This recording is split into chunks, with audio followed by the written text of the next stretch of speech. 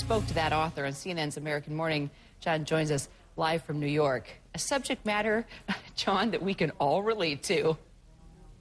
Yeah, and one that you and I discuss all the time, and that is that there are so many great things that the internet does and has to offer. But at the same time, Kira, as you know, there is this dark side where anyone's enemy can take something nasty and post it on the internet, and maybe it doesn't rise to the level as it did with Shirley Sherrod, but it still gets out there among a certain community and does damage to that person's reputation. Imagine what would have happened if we hadn't taken a look at what happened with Shirley Sherrod and plumbed the depths further and found out that what had been posted on the internet was not, in fact, reflective of what she said. Would she still be without a job? Would her reputation still be ruined? That to some degree, is the effect of what many people might consider to be a wild west of the internet, where anybody can post anything they want about anyone. Andrew Keen is the author of The Cult of the Amateur: How Blogs, MySpace, YouTube, and other user-generated media are killing the American economy, the culture, and our values. Here's what he says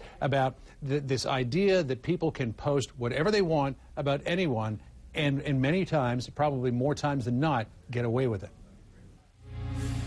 What I think it reflects is a certain sort of paranoia about media, an obsession with conspiracy, a kind of a lunacy that reflects us, an extremism, a bitterness, but also a degree of responsibility. I think this case is interesting because it shows the worst of the internet, in the sense that someone printed a lie or published a lie, which then was virally spread and almost ruined her life. But then part of the internet, and also mainstream media guys like you, came to the rescue.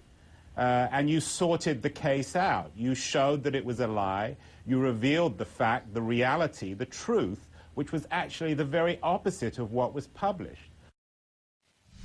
But, John, we can't always do that. I mean, there's going to have to be a point in time where these people have to be held accountable. How about all these bloggers that blog anonymously? They say rotten things about people, and they're actually given credibility, which is crazy. They're a bunch of cowards. They're just people seeking attention. So what does this guy propose that we can do about it?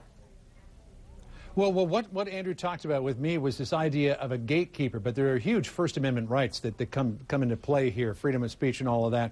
And he said that the people who need to be the gatekeepers are the media to check into these stories. But for every Shirley Sherrod story that there is, there's probably 100,000 other ones that never rise to the level of attention that we would look into them. So I don't know what you do about all of those people, and we see them, people who are bullied on the internet, who commit suicide, others whose reputations have been ruined. Andrew was also pointing to companies that try to ruin other companies by posting false information on their websites.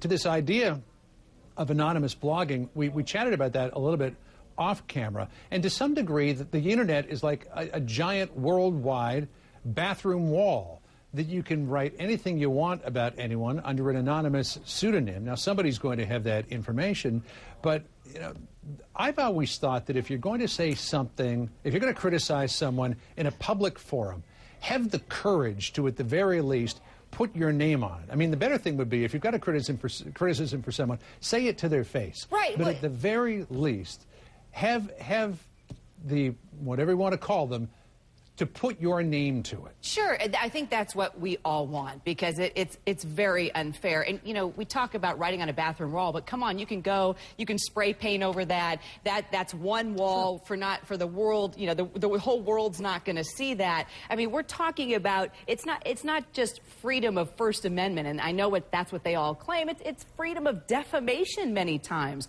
And what does Andrew say about, is there going to come a point where something's going to have to be done legally? There's got to be some point where there's some accountability. And companies, especially within the media, have to stop giving these anonymous bloggers credit. Or credibility, I guess that's a better word. As you know, the ubiquitous nature of the internet and the way that it gathers together factions and divides others, you're going to have allies of certain people who comment or blog anonymously. Now, it's not to say that anonymous blogging doesn't have its place. I mean, if you're in a place like Iran or North Korea or something like that, anonymous blogging is the only way you could ever get your point of view out without being searched down and thrown in jail or worse.